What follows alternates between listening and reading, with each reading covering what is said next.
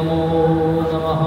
नारायणं नमस्कृत्यं नरं चैव नरोत्तमं देवीं सरस्वतीं व्यासं ततो जयमुदीरये। जन्माद्यस्य तन्मयादिविगर्भस्यार्थीष्वभिज्ञस्वरा तेने ब्रह्महृदायादि कवये मुह्यन्ति यत्सूरयः। तेजवारी प्रदां यथा विनिमयो यत्र त्रिसर्गः मृषा धाम्नास्मिन् सदा निरस्तकुहकं सत्यं परं धीमहि। निगमकल्पतरोर्गलितं फलं सुगमभागमृतद्रवसंयुतं पीबत भागवतं रसमालयं मुहुरहो रसिका भुवि भावुकाः। तव कथामृतं तप्तजीवनं कविभिरीडितं कल्मषापहं श्रवणमङ्गलं श्रीमदाततं भुवि गृह्णन्ति भूरिदा जनाः। जय सनातन भट्ट रघुनाथ শ্রীজীব গোপাল ভট্ট দাস রঘুনাথ এই ছয় গোসাইর পরিচরণ বন্দন যাহা হইতে বিঘ্ন নাশ বিষ্ণুপুরাণ সর্বশ্রোতা বৈষ্ণবে করি নমস্কার সবে পদধূলি দেব মস্তকে আমার বাঞ্ছা কল্পতরুভ্যশ্চ কৃপা সিন্ধুভ্যৈব চ পতিতানাং পাবনেভ্যো বৈষ্ণবেভ্যো নমো নমঃ। ভজনিতায় গৌর রাধে শ্যাম জপ হরে কৃষ্ণ হরে রাম ভজনিতায় গৌর রাধে শ্যাম জপ হরে কৃষ্ণ হরে রাম ভজনিতায় গৌর রাধে শ্যাম জপ হরে কৃষ্ণ হরে রাম। জয়তায় জয় গুরু উপস্থিত সকল সাধুগুরু বৈষ্ণব ভক্তমণ্ডলী ভক্তিমতী মা সকলের শ্রী চরণ কমলে দণ্ডবত প্রণতি জ্ঞাপন করি। আজকে পবিত্র শ্রীমদ্ ভাগবতী কথার শুভ প্রারম্ভ শুভ সূচনা।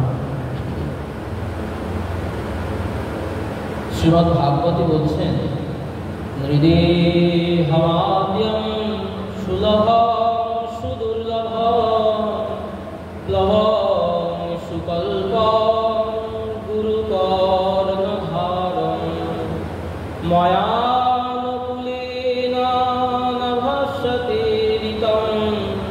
পুমান ভবাবধি নতরিত স আত্মহা। অমল পুরাণ শ্রীমদ্ ভাগবত। শ্রীমদ্ ভাগবতের অন্তিমে ভগবান শ্রীকৃষ্ণ তার পরম প্রিয় পার্ষদ তথা সখা উদ্ধবকে এই শ্লোকটি বলেছেন। কি বলছেন না, নৃদেহম আদ্যম সুলভম সুদুর্লভম। এই মনুষ্য জন্ম, এই মনুষ্য দেহ অতি দুর্লভ এবং অতি সুলভ অতি। কারণ অল্প ভাগ্যে মানুষ হওয়া যায় না, মনুষ্য জন্ম পাওয়া যায়। যদিও বা কেউ সেই মনুষ্য জন্ম লাভ করেছি, তথাপিও এই মনুষ্য জন্ম সার্থক করতে না পারলে তাহলে এই মনুষ্য জন্মের কোনো মূল্যই থাকে না। তাই বলছেন নৃদেহম আদ্যম, এই নরদেহটা সুলভম, সুলভ কিন্তু দুর্লভ। বলেন একই সঙ্গে দুটি কথা বলছেন কেন? কখনো বলছেন সুলভ, কখনো বলছেন দুর্লভ। যে বস্তু সুলভ সে বস্তু কি দুর্লভ হতে পারে? আবার যে বস্তু দুর্লভ সেটি কখনো সুলভ কি হতে পারে? শাস্ত্রকার ব্যাখ্যা করছেন, মনে করুন একটি গাছ, সে বৃক্ষজনিতে জন্ম নিয়েছে। এই বৃক্ষজনিতে ভগবানের ভজন করা যায় না, কিন্তু একদিন ওই বট গাছের নিচে এক সাধু এসে বসলেন। বেশ কয়েকদিন সাধু সেই বট গাছের তলায় বসে বসে তপস্যা করলেন, ধ্যান জপ পূজা অর্চনা করলেন। তারপর তার সাধনা যখন সম্পূর্ণ হয়ে গেল, সাধু সেখান থেকে চলে যাচ্ছেন। মনে মনে ভাবছেন, আমি তো সাধু, সাধুর কর্তব্য জীবের কল্যাণ করা। তা আমি যদি কল্যাণ না করলাম তাহলে আমি অকৃতজ্ঞ থেকে যাব। তাই সাধু মনে মনে ভাবলেন, যে গাছের ছায়ায় বসে আমি ধ্যান জপ করলাম, যে গাছের ছায়ায় বসে আমি এত সাধনা সিদ্ধি লাভ করলাম, যে গাছ আমাকে সাহায্য করলো ঝড় বৃষ্টি রোদ, তাকে আমি কিছু দিয়ে যাব না? তাই সাধু যাবার আগে সেই বৃক্ষের গায়ে হাত দিয়ে বললেন, যা, তুই এ জন্মে বৃক্ষজনিত জন্ম নিয়েছিস, আর তোকে অপেক্ষা করতে হবে না, পরের জন্মেই তুই কৃষ্ণ ভক্ত হয়ে জন্ম নিবি, ভজন করে ভগবান শ্রীকৃষ্ণের চরণ পেয়ে যাবে। তাহলে দেখা যাচ্ছে ওই বৃক্ষের কিন্তু অনেক অনেক জন্ম ভ্রমণ করবার পর গিয়ে তবে ওই বৃক্ষ কখনো মনুষ্যকুলে জন্ম নিত, বা অনেক অনেক মনুষ্য জন্মের পর কৃষ্ণ ভক্ত হয়ে জন্মাতে পারত। কিন্তু সাধুর কৃপায়, সাধুর পরশে, সাধুর সেবার দ্বারা সে কিন্তু অল্প ভাগ্যেই, অযাচিত কৃপায় অল্প ভাগ্যেই পেয়ে গেল দুর্লভ সুদুর্লভা হরিভক্তিযুক্ত মনুষ্য জন্ম। বললেন এই দুর্লভ মনুষ্য জন্ম সুলভ তখন হয় যদি সাধু গুরু বৈষ্ণবের কৃপা লাভ হয়। তাই বললেন সুলভম দুর্লভম, অতি দুর্লভ, পাওয়া যায় না।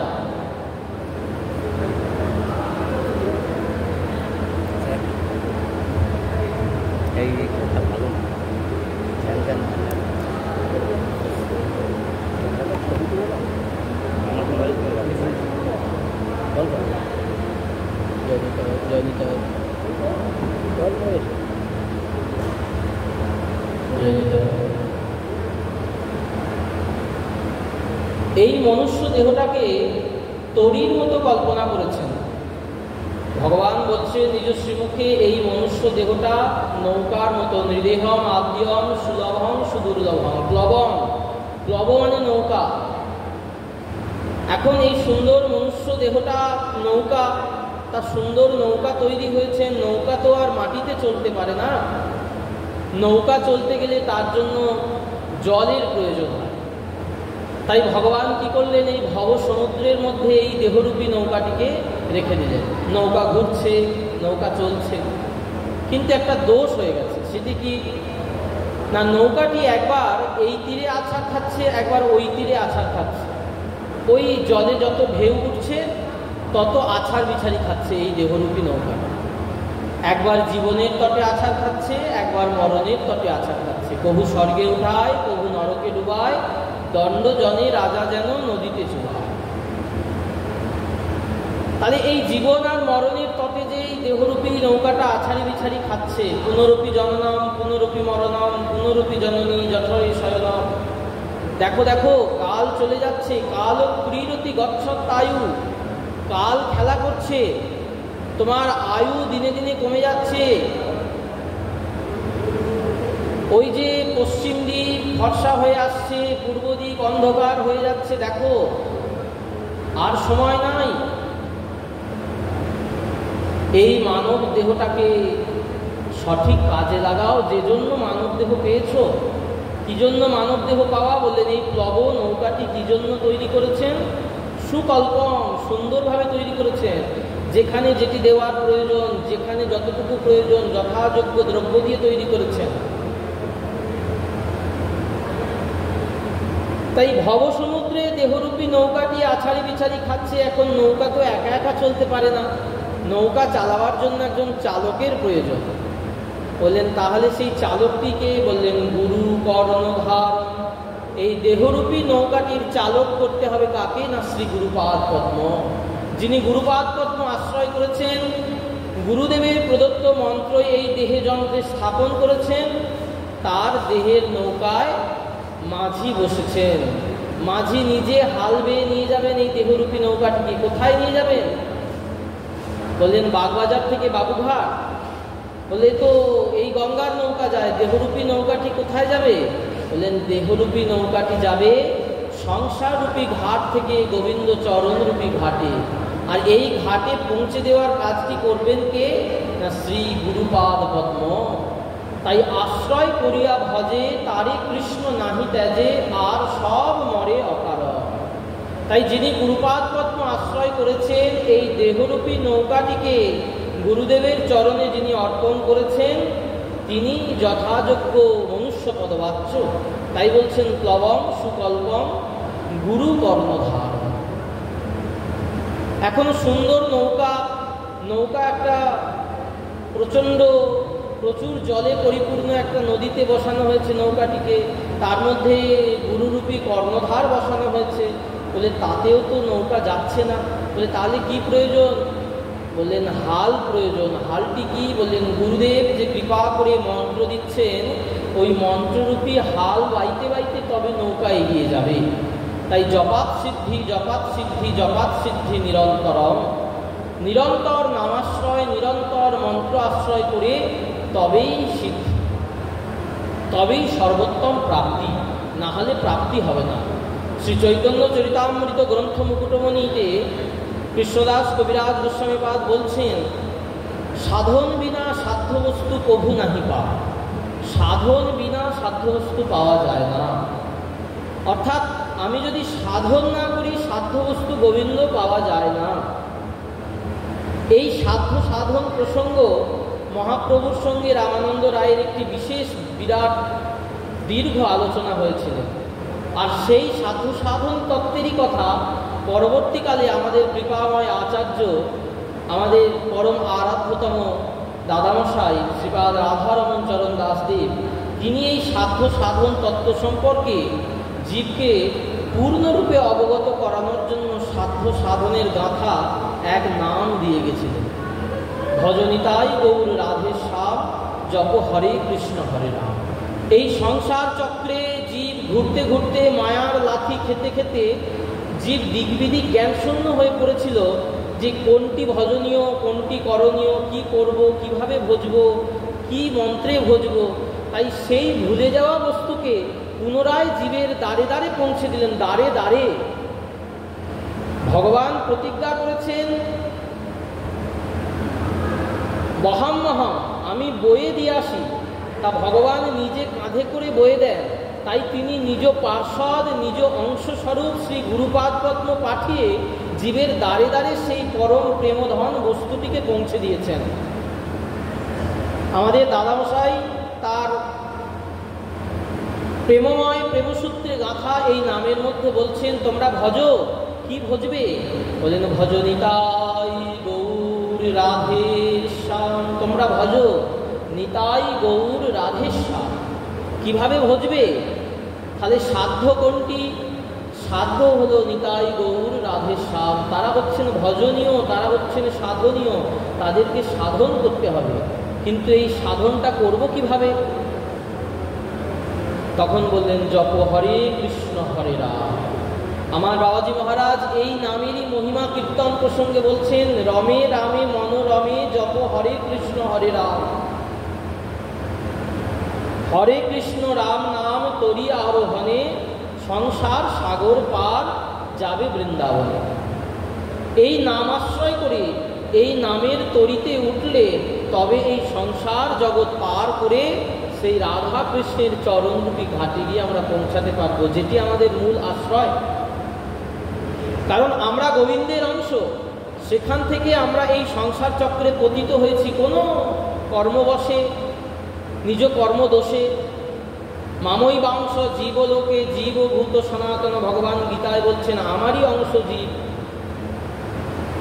তাহলে আমরা যখন ভগবানেরই অংশ, এই জীব যখন ভগবানের থেকেই সৃষ্টি, ভগবানের অংশ সম্ভূত, তাহলে জীবের সেই ভগবানের কাছে ফিরে যেতে পারলে তবেই পরিপূর্ণতা। তার আগে জীবের পরিপূর্ণতা নেই, এই জীবনের মনুষ্য জীবনের সার্থকতা নেই। তাই বলছেন গুরুদেব মন্ত্ররূপী নামরূপী ওই হাল দেবেন, ওই হাল বাইতে বাইতে নৌকা এগিয়ে যাবে। বললেন তারপর কিছু দূর গিয়েও বন্ধ হয়ে গেল, আর নৌকা এগোচ্ছে না। বললেন আরেকটি জিনিসের প্রয়োজন। বললেন অনুকূল বাতাস। নৌকা যেদিকে বাইবে তার উল্টো দিক থেকে যদি বাতাস দেয় তাহলে নৌকা এগোবে না, নৌকা পিছন দিকে পিছাবে। তাই গুরু কৃপারূপী অনুকূল বাতাসটি যদি আমাদের থাকে তবেই কিন্তু এই দেহরূপী নৌকাটি সংসাররূপী ঘাট থেকে গোবিন্দ চরণারবিন্দ ঘাটে গিয়ে পৌঁছাবে। তাই দেহরূপী নৌকা, গুরুরূপী কর্ণধার, মন্ত্ররূপী হাল, অনুকূল কৃপারূপী বাতাস এই নৌকায় সংযোজিত হলো, তবে এই দেহরূপী নৌকা আস্তে আস্তে আস্তে আস্তে আস্তে আস্তে ক্রমে ক্রমে পায় জীব ভবসিন্ধুকুল। ওই সিন্ধুতে ঘুরতে ঘুরতে ঘুরতে ঘুরতে একদিন কুলের সন্ধান ঠিক পাবে।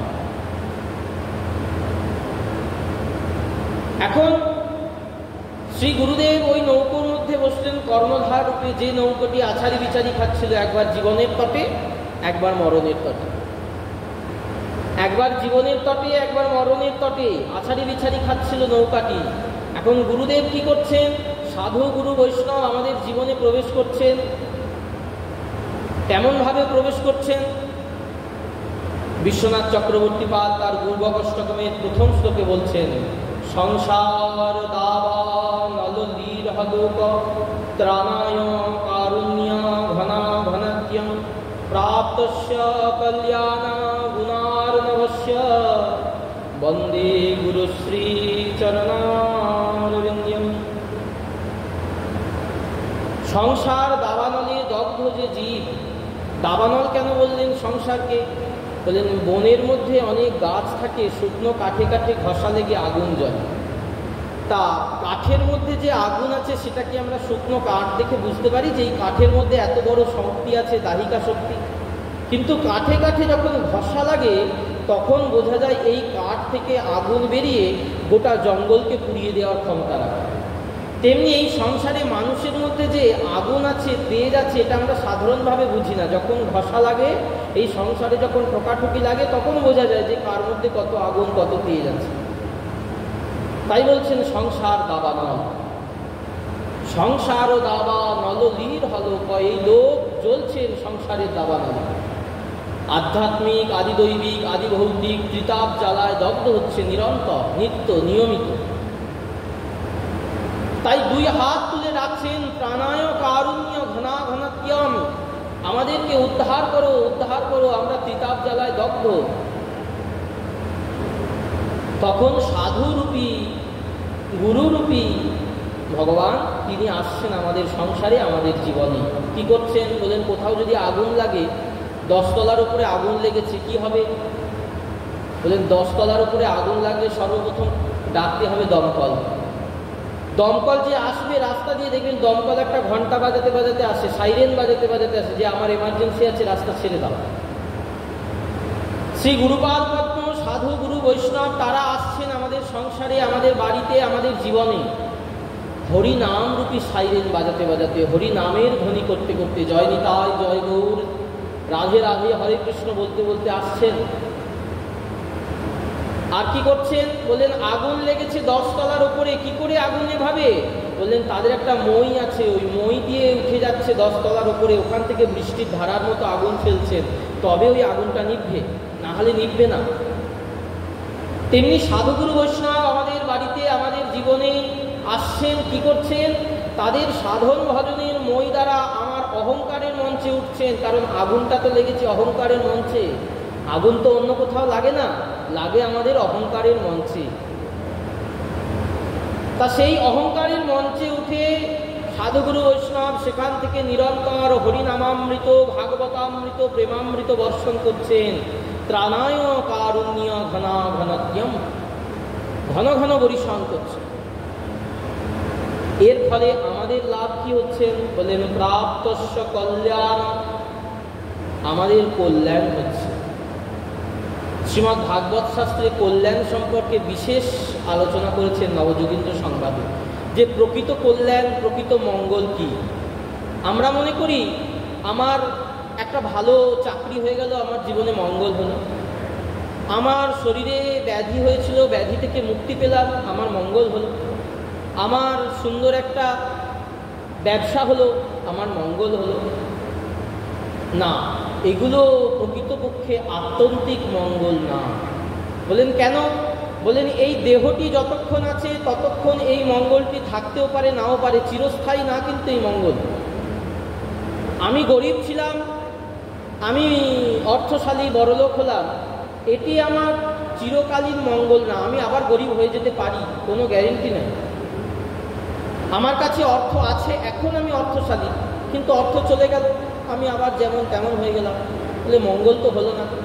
আমার চাকরি হলো, কিন্তু নিজ কর্মদোষে চাকরিটা চলে গেল, তাহলে তো আমার মঙ্গল হলো। তখন যোগীন্দ্র বলছেন, প্রকৃত মঙ্গল কোনটা? অথ আত্যন্তিকং সেমং পৃচ্ছাম ভবত অনঘা সংসারে অস্মিন সনার্ঘপি সৎসঙ্গ সেবধীর নৃণাম। এই জগতে প্রকৃত আত্যন্তিক মঙ্গল তখনই হবে যখন আমাদের জীবনে সাধুর পরশ, সাধুর কৃপা, সাধুর সঙ্গ, গুরুর সঙ্গ লাভ। রাস্তা দিয়ে চলে যাচ্ছিলাম হেঁটে হেঁটে, হঠাৎ করে দেখতে পেলাম একটা হীরের টুকরো পড়ে আছে। আমি তৎক্ষণাৎ কী করবো? হীরের টুকরোটা তুলে নিয়ে আঁচলে বেঁধে নেব। কেন? মূল্যবান হীরে। বলেন এই সংসারে চলতে চলতে এই সাধু সঙ্গ হলো সেবধি। সেবধি মানে রত্ন। ক্ষণকালেরও অর্ধেক যদি এই জীবনে সাধু সঙ্গ ঘটে, হরি কথামৃত, ভাগবতামৃত, হরিনামামৃত আস্বাদনের সৌভাগ্য ঘটে, ওইটি আমাদের জীবনে রত্ন লাভ হয়ে গেল। ওইটি আর জীবনে কোনোদিন নষ্ট হবে না। বললেন ক্ষণকাল সাধু সঙ্গেও জীবনে কৃপা, ওইটি কখনো নষ্ট হয় না। তাই ওই আঁচলে যখন বেঁধে নেওয়া গেল, বলে শুধু বেঁধে নিলে হবে না, সঙ্গে সঙ্গে ওই হিরেটি নিয়ে কোনো কাজে লাগিয়ে দিতে হবে, না হলে থাকবে না। তাই এই সাধু সঙ্গ করবার পর সাধু সঙ্গটি নিজ জীবনে প্রয়োগ করে দিতে হবে। প্রয়োগ করে দিলে তাহলে কি হবে না, এটি হারিয়ে যাবার ভয় থাকবে। তাই বললেন সৎসঙ্গ সেবধীর নাম। সৎসঙ্গই জীবনের রত্ন লাভ, সৎসঙ্গই প্রকৃত কল্যাণ, প্রকৃত মঙ্গল।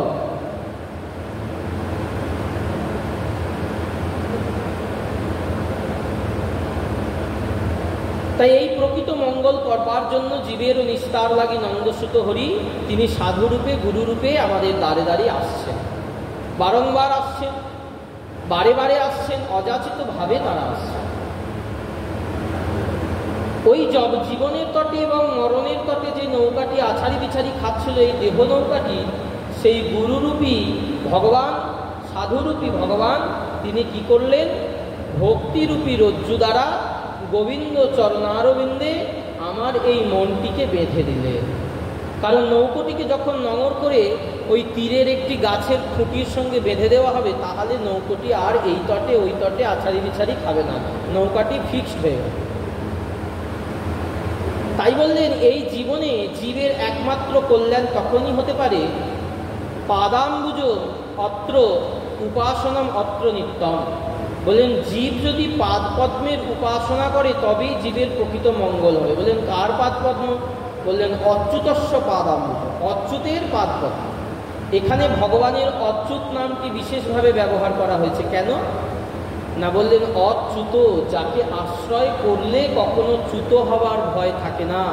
যিনি একবার অঙ্গীকার করেন যাকে, তার আর তার চরণ থেকে তিনি তাকে ফেলে দেন না। একবার গোবিন্দ চরণে যার আশ্রয় হয়ে যায়, গোবিন্দ যাকে অঙ্গীকার করে নেন, আর তার পতনের ভয় থাকে না। সে ব্যক্তি যদি অন্ধ হয়, এই ভক্তির পথ দিয়ে হেঁটে গেলেও তার পতনের ভয় থাকে না।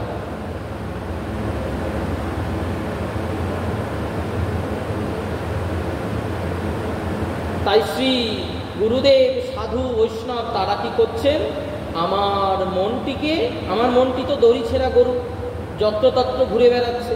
এখন ওই গরুটিকে যদি দড়ি দিয়ে একটি খুঁটির সাথে বেঁধে দেওয়া যায়, তাহলেই সে একটা নির্দিষ্ট গণ্ডির মধ্যে সীমাবদ্ধ হয়ে যায়। আমার বাবাজি মহারাজ বলেছেন যে মনটিকে মাঝে মাঝে দড়ির সঙ্গে বেঁধে দিয়ে, কখনো ছোট করে কখনো বড় করে।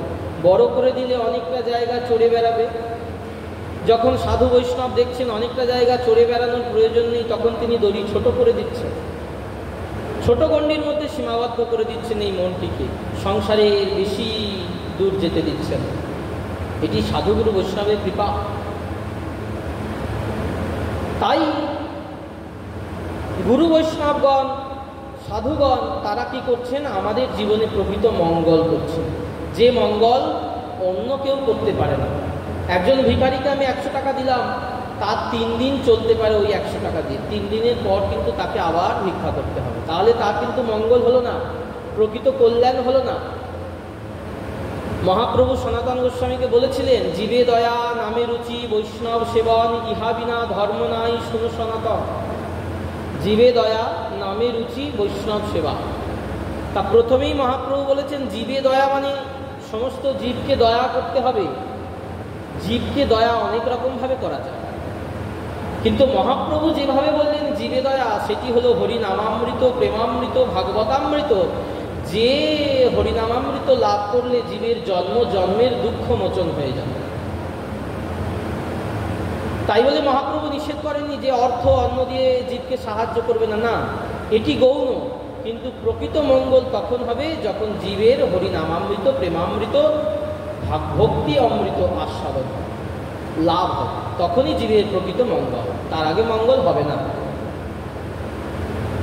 তাই ওই আছাড়ি বিছাড়ি খাচ্ছিল নৌকাটিকে বেঁধে দিলেন গোবিন্দ চরণারবিন্দে, গোবিন্দ চরণরূপী খুঁটিতে প্রেম ভক্তি রজ্জুদার।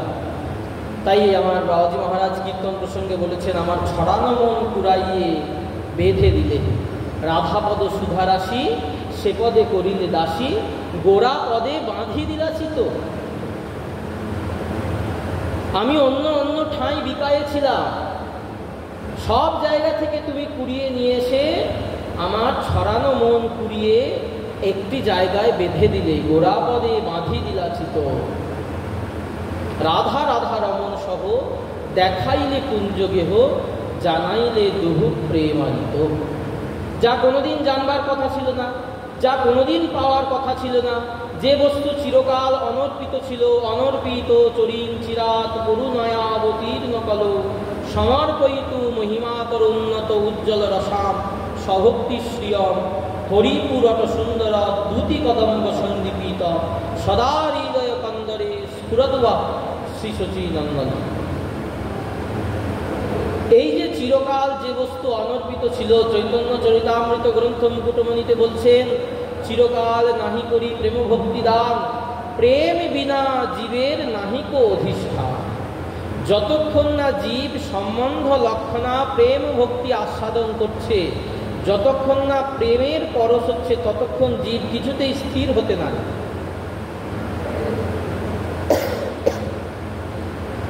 সাধুগুরু বৈষ্ণবের কৃপায় যখন ওই নানা দিকে ঘুরে বেড়ানো দেহরূপী নৌকাটি একটি জায়গায় প্রেমভক্তির বন্ধনে বাধা পড়লেন, তখন জীব স্থির হল। আর যখনই জীব স্থির হলো, তখনই জীবের জীবনে প্রকৃত কল্যাণ ঘটল, প্রকৃত আনন্দ হল। কারণ জীব তো আনন্দময়ের সত্তা, আনন্দময়ের অংশ, সৎ চিৎ আনন্দ।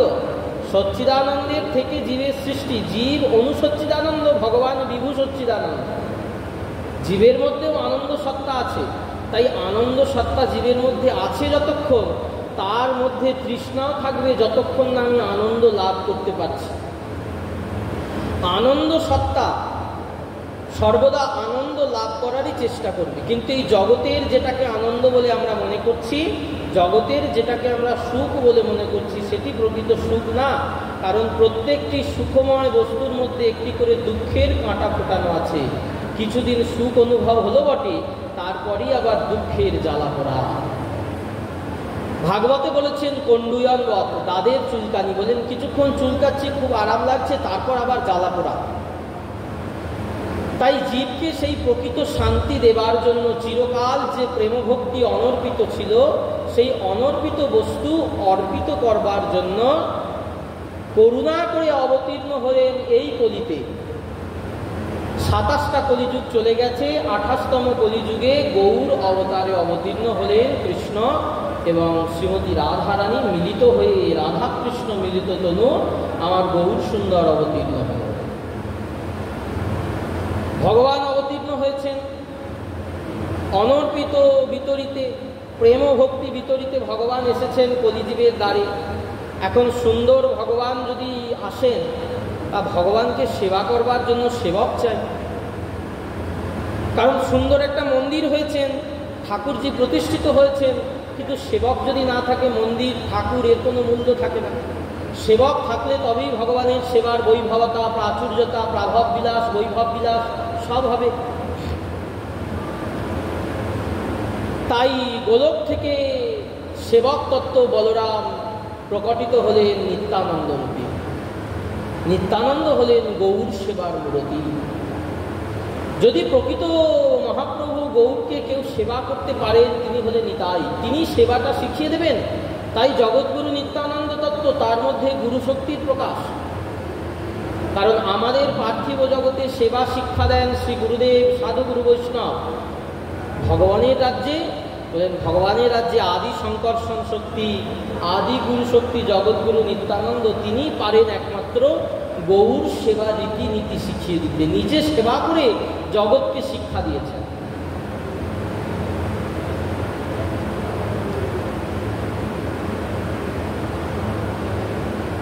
সমর্পয়িতু মহিমাতর উন্নত উজ্জ্বল রসাং, সেই গোলকের যে উন্নত উজ্জ্বল রস, সেই প্রেম ভক্তি, মাধুর্যমূলা ভক্তি, যার আগে তৃণতুল্য চারি পুরুষার্থ, সেই প্রেম ভক্তি দেবার জন্য মহাপ্রভু অবতীর্ণ হলেন নদিয়ায় শচীগর্ভ সিন্ধু মাঝ। এখন শচীগর্ভ সিন্ধু মাঝে সুন্দর গৌর আমার অবতীর্ণ হয়েছেন, গৌর হরিনাম বিলাচ্ছেন, খুব ভালো। কিন্তু এই জীব উদ্ধার কার্যটি হবে কিভাবে? মহাপ্রভু মনে মনে চিন্তা করলেন, জীব উদ্ধার করতে গেলে একমাত্র উপায়কে না, গুরু শক্তির কৃপা না হলে জীবের কল্যাণ হয় না। তাই দাদা নিতাই চাঁদের হাতে ধরে বলছেন, দাদা তুমি যদি থাকিবে মুনি ধর্ম ধরি, তবে অবতার কি নিমিত্তে? তাই তুমি মুনি ধর্ম ধরে থেকো না, তুমি সংসারী হও, তুমি এই জগৎ জীবের কাছে হরিনাম বিলাও। কারণ জগৎ জীব না হলে জানবে হরিনাম করতে গেলে বুঝি সংসার ছাড়তে হয়। তাই নিত্যানন্দ প্রভুকে বললেন, তুমি দ্বার পরিগ্রহ করে হরিনাম বিলিয়ে যাও এই বাংলার ঘরে ঘরে, নদিয়ার নবদ্বীপে, সমগ্র বঙ্গভূমি। যাও নিতাই অবিলম্বে সুরধ্বনি তুলে। প্রভু নিতাই চাঁদ মহাপ্রভুর আজ্ঞা পেয়েছেন। আমরা কিছুক্ষণ আগে কীর্তনের মধ্যে আস্বাদন করলাম, যাইরে নিতাই মাতা করি। মত্ত হাতির মতো নিতাই চাঁদ ছুটে যাচ্ছেন। কেন না, একে তো জীবের দুঃখে দুঃখী, তাতে আবার পেয়েছে গৌর আজ্ঞা।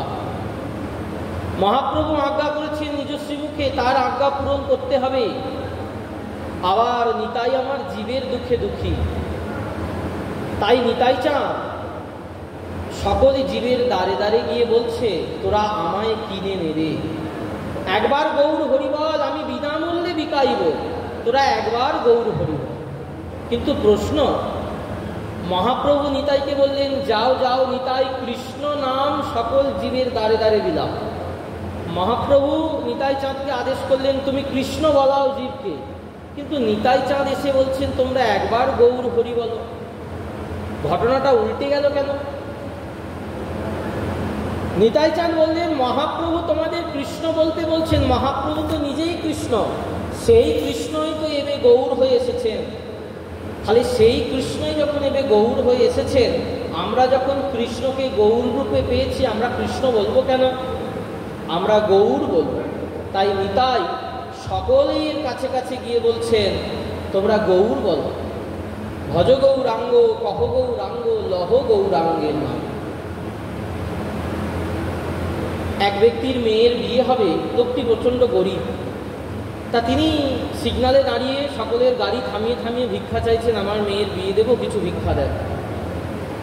যার মনে হৃদয়ে দয়া আছে তিনি গাড়ির কাঁচ নামিয়ে কিছু অর্থ দিচ্ছেন, যিনি দিচ্ছেন না তিনি চলে যাচ্ছেন পাশ কাটিয়ে। এমন সময় একটি গাড়ি দাঁড়ালো তার সামনে, কাঁচটি খুলে। কি হলো, তুমি এত বয়স্ক মানুষ এই রোদে ভিক্ষা করছো? বলছে, না আমি ভিক্ষা করছি, আমার মেয়ের বিয়ে দিতে হবে, বড় বাড়িতে বিয়ে হচ্ছে, ছেলে উকিল, তা বেআই মশাই বলেছে আমার 100 জন বরযাত্রী যাবে, কোনো রকমে তাদের খাওয়াবেন, আর কিছু দিতে হবে না, তার জন্য যে অর্থ লাগবে সেটিও আমার নাই, তাই আমি ভিক্ষা করছি। সেই গাড়ির লোকটি একটি কার্ড দিয়ে তাকে বললেন, এই ঠিকানায় এসো, বিকালবেলা তোমার সঙ্গে আমি দেখা করব। তা সেই ব্যক্তি কার্ডটা নিয়ে গেছেন। যেতেই অফিসে 5 তলার উপরে উঠে সেক্রেটারিকে বলা ছিল, সেক্রেটারিকে কার্ডটা দেখাতেই সেক্রেটারি দরজা খুলে দিচ্ছে, অফিসে ঢুকেছেন। দেখছেন 5 লক্ষ টাকা একটা ব্রিফকেসে ভরে তার সামনে টেবিলে খুলে রেখেছেন, যাও এই 5 লক্ষ টাকা নিয়ে গিয়ে তোমার মেয়ের বিয়ে দাও, ধুমধাম করে বিয়ে দিও, যা লাগবে দেবে, আরও যদি কিছু লাগে আমাকে বলো, আমি আবার দেব, আর বিয়ে হয়ে গেলে একবার এসে আমাকে জানিয়ে যেও তোমার মেয়ের বিয়ে কেমন হলো। তিনি তো আনন্দে আত্মহারা, ভিক্ষা করছিলেন, এখন 5 লক্ষ টাকা পেয়েছেন, মেয়ের বিয়ে দেবেন, ধুমধাম করে বিয়ে হয়েছে।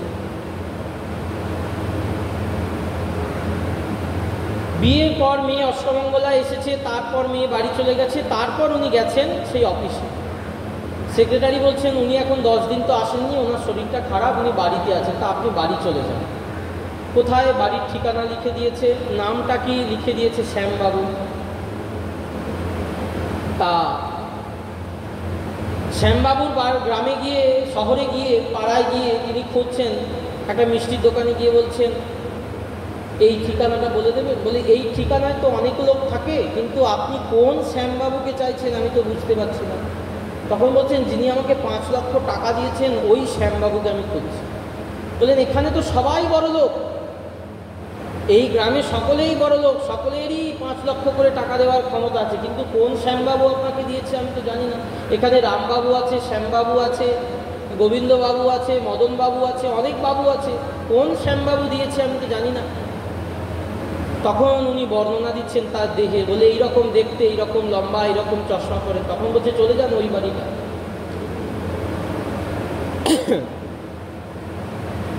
তা তিনি যখন যাচ্ছেন তখন মিষ্টির দোকানের লোকটি বলছে আপনি যদি খুঁজে না পান, যার হোক বাড়িতে গিয়ে তাকে ধন্যবাদ দিয়ে আসবেন, অসুবিধা নেই, এই জায়গায় সবাই বড় লোক। তখন সেই ব্যক্তি উত্তর দিচ্ছেন যিনি আমাকে 5 লক্ষ টাকা দিয়েছেন আমি তো তাকেই ধন্যবাদ দেব, আমি তো তার নামেই জয় দেব, যিনি আমাকে দেননি তার নামে তো জয় দেব না। যে গৌর আমাকে প্রেমধন দিল আমি তো সেই গৌরের নামে জয়গান দেব। যে নিতাই আমাকে প্রেম ধন দিল, যে নিতাই কলির জীবকে প্রেম ধন বিতরণ করলো, সেই নিতাই গৌর নামেই তো জয় দেব। আমি আর তো কাউকে চিনি না, আমি আর কাউকে জানি না, আমি যার থেকে পেয়েছি কৃতজ্ঞতা স্বীকার আমি তার প্রতি করব, আমি দ্বিতীয় ব্যক্তিকে তো চিনি না। বলেন এই প্রেমভক্তি রাজ্যে আমাদেরকে দিলেন কে না নিতাই গৌর সুন্দর। 2 ভাই হৃদয়ের খালি অন্ধকার, 2 ভাগবত শনি করার সাক্ষাৎ। 1 ভাগবত বড় ভাগবত শাস্ত্র, 1 ভাগবত ভক্ত ভক্তি রসপাত্র। এই 2 ভাই নিতাই চৈতন্য আমাদেরকে সেই পরম দুর্লভ দান দিলেন। জীবের পরম কল্যাণ হলো জীব গোলকের প্রেমধন, সেই হরিনাম সংকীর্তন যেটি গোলকে একমাত্র গোপনে রাখা ছিল, সেইটি এই কলিযুগের হাটে এসে সমস্ত উন্মোচন করে দিলেন। তাই বললেন নিতাই চৈতন্য ভজ ভাই কুতর্ক ছাড়িয়া, তোমরা নিতাই চৈতন্য ভজ, নিতাই গৌর ভজ, আর ভজ নাই, আর কোনো ভজনীয় বস্তু নাই। গৌর যদি ভজতে চাও নিতাই চরণ আশ্রয় করো, তবে গৌর ভজতে পারবে, না হলে গৌর ভজা যাবে না। বললেন কেন ভজা যাবে না? বললেন গৌর পেলেও গৌরকে সেবা করতে পারবে না। বললেন যে ব্যক্তি সোনার মর্যাদা চেনে না, যে ব্যক্তি সোনা চেনে না, সোনার মূল্য বোঝে না, তার কাছে 10 ভরি সোনারও কোনো মূল্য না।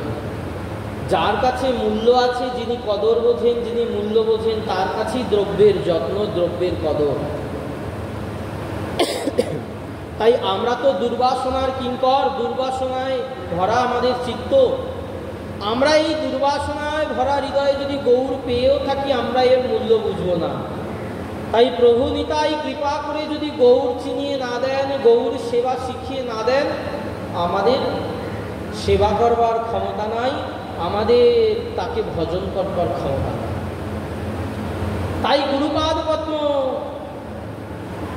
জগৎগুরু তত্ত্ব, নিত্যানন্দের চরণ ভজন করতে হবে। তাই বললেন বলরাম দাসে কয় মনোরথ সিদ্ধ হয়, ভজ ভজ শ্রীপাদ চরণ। শ্রীপাদ নিত্যানন্দের চরণ ভজন। নিতাই বলতে প্রাণ কেঁদে উঠত আমার বাবাজি মহারাজে। নিতাই প্রেমে গড়া তনু, নিতাই নাম শুনলে যার নয়ন দিয়ে অবিরত অশ্রুধারা বইত, সেই শ্রীপাদ বাবাজি মহারাজ নিত্যানন্দ প্রভুকে যেভাবে আস্বাদন করেছেন, যেভাবে বিশ্লেষণ বর্ণনা করেছেন, তার কীর্তনের মধ্যে দিয়ে নিতাই গৌরের লীলা তা বৈষ্ণব জগতের মণিস্বরূপ। আমার বাবাজি মহারাজ বলছেন, দেখো নিতাই দিলে সব দিতে পারে, নিতাই যদি না দেয় জীবের পাওয়ার সাধ্য নাই। কত বড় কথা! নিতাই যদি না দেয় জীব কিছুতে পাবে না, আর নিতাই যদি দেয় জীব পূর্ণ হয়ে যাবে। বললেন কিরকম? বললেন নিত্যানন্দ হচ্ছেন গৌর কৃপা গৌর প্রেমের পূর্ণ কুম্ভ।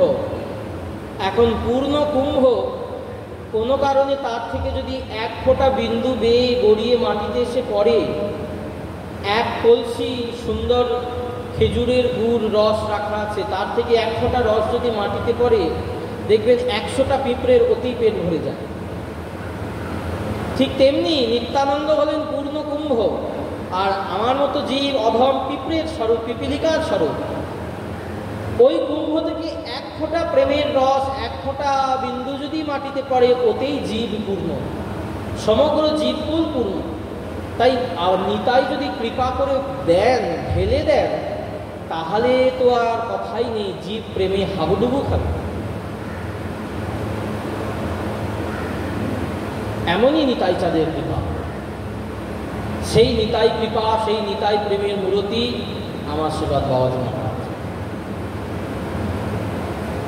শ্রীমদ্ ভাগবতের প্রকৃত তত্ত্ব তাকে উপলব্ধি করে সারাটা জীবন তিনি যাজন করে গেছেন, আমাদের দিয়ে গেছেন সেই অমূল্য সম্পদ।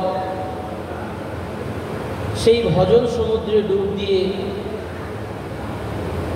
সেই মুক্ত, সেই মণি তুলে এনে তার মালা গেঁথে জগৎ জীবকে দিয়ে গেছেন।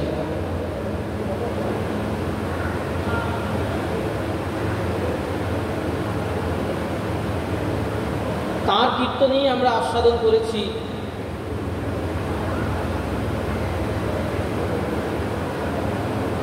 নিতাই রাধা গৌর শ্যাম, এই তত্ত্ব যা আগে কখনো ব্যক্ত হয়নি।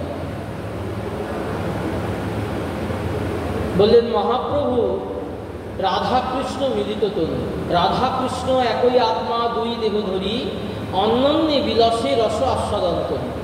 সেই দুই একেবে চৈতন্য গোসাই, ভাব রস আস্বাদিতে দহি হইলা এক ভাব। সেই রাধাকৃষ্ণ মিলিত হলেন। রাধাকৃষ্ণ মিলিত হয়ে অন্তঃকৃষ্ণ বহির গৌর গঠিত হয়ে গৌর দেহ তৈরি করলেন। আবার পরবর্তী ক্ষেত্রে আস্বাদন করছেন নিতাই রাধা। বলেন কি করে হলো? না, বৃন্দাবন দাস ঠাকুর তার কীর্তনে বলছেন, রাধার সমান কৃষ্ণে করে মান, সতত থাকয় সঙ্গে, নিশি দিশি নাই ফিরয় সদাই, কৃষ্ণ কথা রসরঙ্গে। এই নিতাইয়ের তত্ত্ব। নিতাই সকল রসের গুরু, যে যাহা চায় তারে তাই দেয় বাঞ্ছাকল্প। যখন যে মতো রসে গৌর আস্বাদন করতে চান, নিতাই সেই রসের রসিক হয়ে গৌরের পাশে এসে দাঁড়ান। এইটি নিতাইয়ের তত্ত্ব, এইটি নিতাইয়ের সেবা। যখন মহাপ্রভু কৃষ্ণ ভাবে, তখন নিতাই বামে দাঁড়িয়েছেন রাধা ভাবে। যখন মহাপ্রভু গোপ রূপে বৃন্দাবনের রাখাল কৃষ্ণ রূপে তার ভাবে ভাবিত, তখন বলরাম রূপে তিনি এসে গোপ ভাবে দাঁড়িয়ে আছেন নিত্যানন্দ প্রভু। কারণ সেবা তো তাকেই বলে যে আমার সেব্যের যাতে সুখ হবে তার জন্য সেই বিধান করা, এটাই সেবা। আমার বাবাজি মহারাজ বলছেন, দেখো সেবা করবে তো তার মুখের দিকে তাকিয়ে সেবা করবে, যে আমার সেবার দ্বারা তার সুখ হচ্ছে কিনা সেইটি ভেবে সেবা করবে, চিন্তা করে সেবা করবে। তাই নিতাই চাঁদ দেখিয়ে দিচ্ছেন, দেখো গৌরকে সেবা করবে কিভাবে, যেগুলো করলে গৌরের সুখ হবে। যেখানে যেমন লীলা হয় নিতাই তেমন করে তার পাশে রাখা। ওই আলালনাথে রথযাত্রার আগে, স্নানযাত্রার পরে যখন জগন্নাথের দর্শন বন্ধ হয়ে যায়, জগন্নাথের অদর্শনে রাধাভাবে ভাবিত আমার গৌরাঙ্গ কিশোরী মহাপ্রভু গৌরসুন্দর তিনি ছুটে যেতেন নীলাচল ক্ষেত্রের বাইরে সেই সুদূর আলালনাথে, যেখানে চতুর্ভুজ নারায়ণ আছেন, তাকে কৃষ্ণরূপে আলিঙ্গন করতে ছুটে যেতেন। তার কাছে গিয়ে প্রেমবিহবল ভাববিহবল অষ্টসাত্ত্বিক ভাবে বিকারগ্রস্ত হয়ে আছাড় খেয়ে পড়তেন ওই আলালনাথের সামনে। এখন গৌরের এমন কোমল অঙ্গ, কৃষ্ণের অঙ্গ তো কমল ছিল, মহাপ্রভুর অঙ্গ আরো কমল হলো কেন? বললেন রাই কমলিনী তো বেড়া দিয়ে ঘিরে রেখেছে শ্যামঙ্গকে, শ্যামতনুকে, ভিতরে শ্যাম তনু বাহিরে গৌরাঙ্গ জনু, এবে নাম শ্রীকৃষ্ণ চৈতন্য। তাই রাধারানীর অঙ্গ বাইরে, তাই আরো কোমল। আর এত কোমল অঙ্গে যে আঘাত লাগবে, যে অঙ্গে মা যশোদা চন্দন লেপন করতে ভয় পেতেন পাছে আঘাত লেগে যায়, সেই অঙ্গ প্রস্তরের ওপর আছাড় খেয়ে পড়বে, না জানি মহাপ্রভুর কত আঘাত লাগবে। তাই জন্য স্বয়ং সেবামূরতি নিতাই চাঁদ আলালনাথের সামনে গিয়ে পাষাণ হয়ে শুয়ে রইলেন।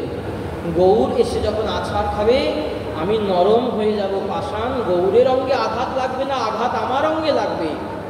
এই হচ্ছে গৌরের সেবা, এই গৌর সেবার মূরতি নিতাই।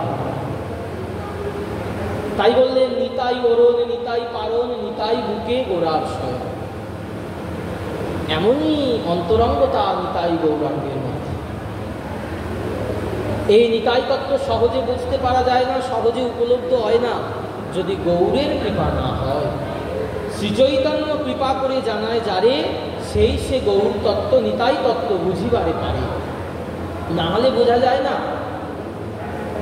নিতাই দেখলেও চেনা যায় না, গৌর দেখলেও চেনা যায় না। তাই রাঘব পণ্ডিতের সন্দেহ হয়েছিল নিত্যানন্দ প্রতি, মুরারি গুপ্তের সন্দেহ হয়েছিল নিত্যানন্দের প্রতি। তাই মহাপ্রভু বলছেন, শুনো শুনো ওহে রাঘব, তোমায় আমি গোপ্য কই, আমার দ্বিতীয় নাই নিত্যানন্দ বই। শোনো রাঘব, তোমাকে আমি আমার গোপন কথাটা বলি, আমার দ্বিতীয় নাই নিত্যানন্দ বই। নিতাই আর আমি আলাদা নয়, অভিন্ন চৈতন্য তনু ঠাকুর অবধূত। নিতাই চৈতন্যে কোনো ভেদ নাই। যখন তার সেবা করবার ইচ্ছা হলো, নিজেই তার সেবক মূর্তি সেবা করতে শুরু করলেন নিতাই উদ্ধব, নিজেরই স্বরূপ।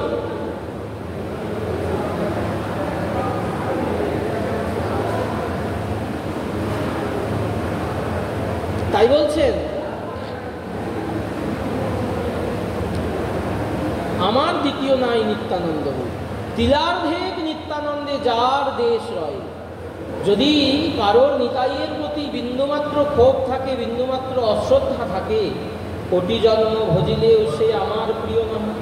কোটি জন্ম যে শুধু ভজন করে তাহলেও সে আমার প্রিয় হতে পারে না, কোনোদিন আমার কৃপা পায় না। তাই কারোর যদি গৌর পেতে স্বাদ থাকে, ধর্মাধর্ম পরিহরি হও নিতাইয়ের দাস। ধর্মাধর্ম পরিত্যাগ করে একান্তমনি একাগ্রভাবে নিতাইয়ের দাস হও। যদি নিতাইয়ের দাস হও তাহলে গৌর তোমার দিকে ফিরে চাইবেন।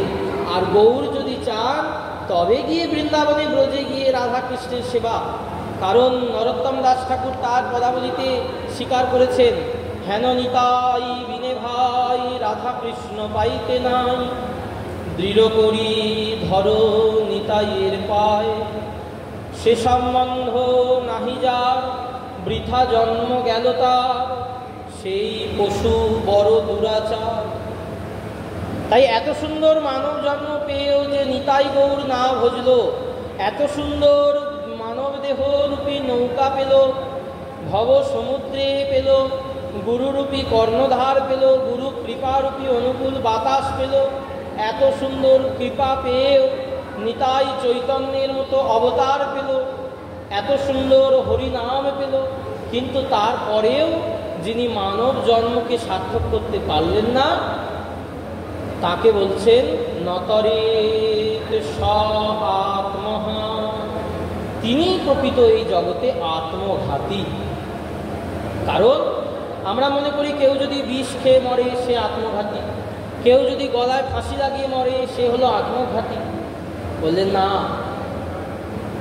তিনি আত্মঘাতী, তার আত্মঘাতের পাপ লাগতেও পারে নাও পারে, কিন্তু এই জগতে যিনি গুরুরূপী কর্ণধার পেয়েও এই মানব দেহটিকে যথোপযুক্ত কাজে লাগাতে পারলেন না, মানব জন্মটাকে সার্থক করতে পারলেন না, তিনি প্রকৃত আত্মঘাতী। পদকর্তা বলছেন তার বেঁচে থেকেও মরার সমান, তার বাঁচার কি আছে দাম, আর বেঁচে থেকেও মরার সমান। তাই মরা দেহ, এই মরা দেহ দিয়ে কাজ হবে না।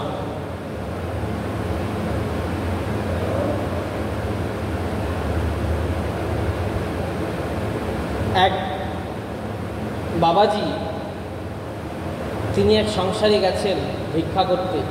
এখন অনেক কিছু নিয়ে এসেছে ভিক্ষা দেবার জন্য। এখন বাবাজি জিজ্ঞাসা করছেন, মা তোমাদের দীক্ষা হয়েছে, তোমার গুরু আশ্রয় হয়েছে? বলছে না না হয়নি। ওসব আবার করতে হয় নাকি? তখন বাবাজি চলে যাচ্ছেন, বলে আপনার ভিক্ষাটা আপনি যে চাইলেন, বলে আমি নেব না। বলে কেন? বললে আমি মরার হাতে খাই না। বাবাজি চলে গেলেন বলে মরার হাতে খাই না। বলছে মরার হাতে খাই না, এর কারণ? বললেন এই মানব দেহটিতে যতক্ষণ না পর্যন্ত কৃষ্ণ নাম প্রবেশ করছে ততক্ষণ এই দেহটি মরার সমান। এই দেহটিতে কোনো দাম নাই। তাই বললেন মরার হাতে খাই না। তাহলে সাধু গুরু চরণ আশ্রয় না করলে, সাধু কৃপা না থাকলে কখনো জীবের দুঃখটা মোচন হয় না। যে দুঃখের জন্য আজকে জীবের এই দশা, সেইটি একমাত্র উপায় সাধুর আশ্রয়, গুরুর আশ্রয়, এতদ ব্যতীত হবে না। তাই নিতাই চৈতন্য এই জগতে এসে তারা দেখিয়ে দিয়ে গেলেন, দেখো সাধুগুরু চরণ ব্যতীত পাওয়া যায় না, বৈষ্ণবের কৃপা ব্যতীত নিত্যানন্দের কৃপা হয় না, নিতাই কৃপা ব্যতীত গৌর কৃপা হয় না, গৌর কৃপা ব্যতীত রাধা কৃষ্ণ কৃপা হয় না, আনুগত্যে না ভজলে কৃপা হয় না। তাই পরপর পরস্পর আনুগত্যে আমরা যদি ভজন করতে পারি তবেই আমাদের কৃপা হবে। এবং এই আনুগত্য এবং এই ভজনের মূল ধারা কোনটি? আমার শ্রীপাদ বাবাজি মহারাজ বলছেন, নাম করো, নাম করো, নাম করো, একমাত্র নামাশ্রয় বিনে ভাই আর আমাদের উপায় নাই। আমাদের দিনে দিনে দিন ফুরালো, বলো বলো ভাই গৌর বলো, তুমিও জুড়াও আমিও জুড়াই, বলো বলো ভাই গৌর বলো, তাপিত হৃদয় করি শীতল, বলো বলো ভাই গৌর বলো। গৌর ছাড়া আর গতি নাই, নিতাই ছাড়া আর গতি নাই। এই জগতে একমাত্র প্রাপ্তির বিষয় তারা, তারা দিলে সব দিতে পারে, নইলে আর কেউ দিতে পারে না।